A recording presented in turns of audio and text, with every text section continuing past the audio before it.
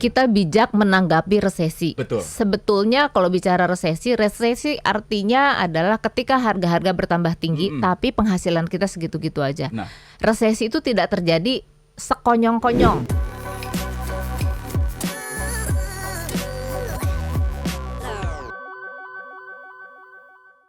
Strategi tepat mendapatkan income di tengah resesi. Selalu berbicara uang, income ya.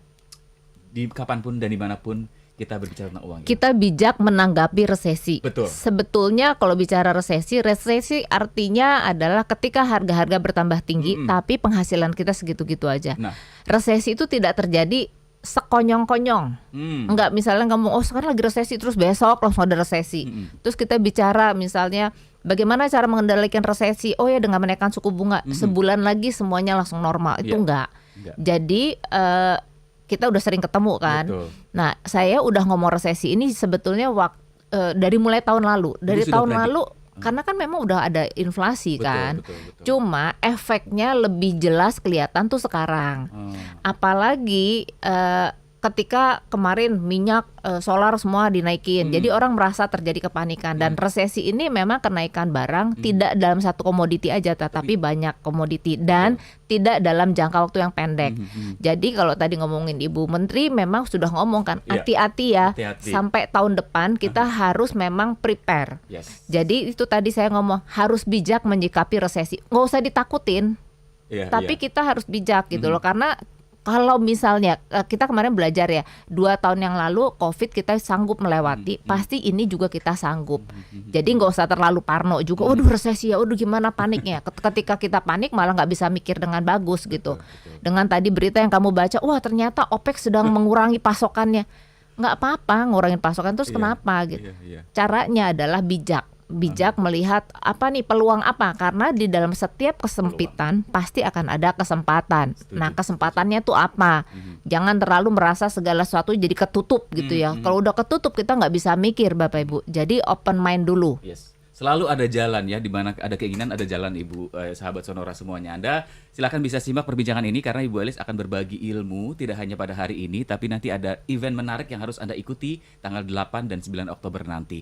Bicara resesi sudah dijelaskan oleh Ibu Elis ya, sudah tidak asing lagi seorang trainer, motivator dan juga penulis buku. Ini dua di tangan saya. Anda yang melihatnya di YouTube ya, produktif sekali Ibu menulis buku-buku ini untuk mengedukasi sahabat Sonora masyarakat ya Bu ya. Ini karena sekarang gini loh, kita bicara tentang trading banyak yang parno. Jujur pasti hari ini juga waktu ada yang dengar ngomongin trading udahlah skip aja.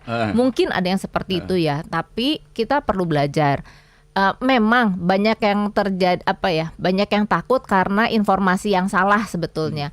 Trading sendiri kan ada legalitasnya, ada undang-undangnya dan ini adalah transaksi dunia. Maka salah kalau ada orang yang merasa jangan belajar trading.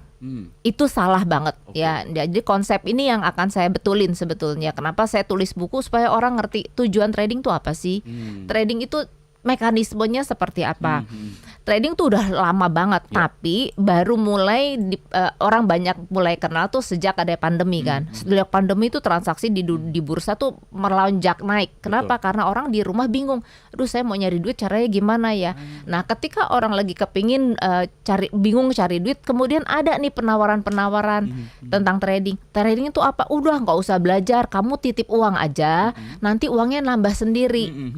Nah itu yang bikin kemarin ini banyak sekali masalah dan kasus-kasus kan. Jadi sebetulnya kalau ada yang, karena beberapa waktu yang lalu ada yang ngomong sama saya, Bu, saya tuh sebenarnya kepengen banget belajar trading, tapi saya takut. Kenapa takut? Ya soalnya kan di berita-berita tuh kayaknya banyak yang rugi, terus banyak investasi bodong. Nah kan kita nggak ngerti nih orang awam. Nah saya selalu ngomong, Bu, ini adalah transaksi dunia. Dan izinnya pun ada legalitasnya di Undang-Undang Nomor 10 Tahun 2010. Nggak mungkin pemerintah mengeluarkan legalitas kalau transaksi ini ada transaksi bodong. Cuma memang kita perlu cermat memilih. Dan kita perlu harus belajar mekanismenya apa. Nggak ada yang namanya kayak secara instan. Nah kalau misalnya Bapak Ibu diiming-imingin dengan trading bisa kayak secara instan, itu udah pasti bodong, nggak mungkin.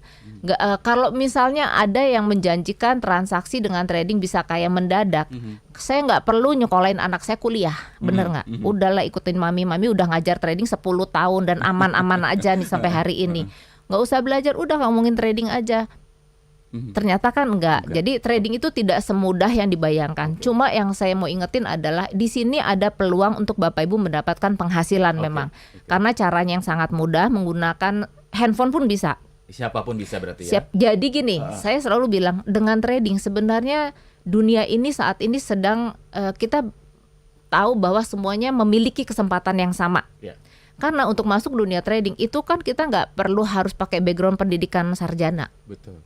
Jadi semua orang pun bisa, mau ibu rumah tangga, mau pensiun, mau tamatan STM, murid saya dan tamatan STM loh di Palembang, dan Eko itu sekarang satu hari bisa $100.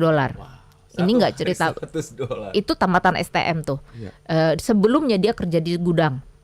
Dia datang ke saya cuma bilang, Bu Elis kayaknya saya mimpi ya punya gaji segede gitu. Sementara saya tamatan STM, mau kuliah lagi uang nggak ada lah istilahnya, karena ibunya cuma tukang jual mie ayam, bapaknya seorang driver. Sepertinya saya mimpi punya uang sebanyak itu, karena di tempat saya sendiri manajer gajinya aja cuma segini gitu. Dia bilang, oke, terus kamu maunya apa sekarang? Jadi dia datang seminar saya mau belajar Bu. Oke, ketika kamu bilang kamu mau belajar, tapi kamu harus tahu ya, yang namanya trading itu ada suatu transaksi yang memang ada risiko. Tapi kamu nggak usah takut dengan risiko selama bisa kamu minimalkan. Contoh gampang gini, ibumu jual mie ayam. Ketika mau jualan pasti nganalisa dulu dong. Kira-kira ini kan udah dites dulu nih sama teman-temannya, mungkin ini enak nggak? Oh ini enak nih, kamu jual aja. Terus pasti ibumu juga nganalisa kan, aduh jualnya di mana ya? Kalau di sini tempatnya sepi, nanti siapa yang lihat? Kalau di sini rada rame, oh di sini bisa laku nih. Analisa kan. Betul. Sama trading juga gitu, akan ada resiko, tapi kamu harus menganalisa untuk apa? Meminimalkan resiko.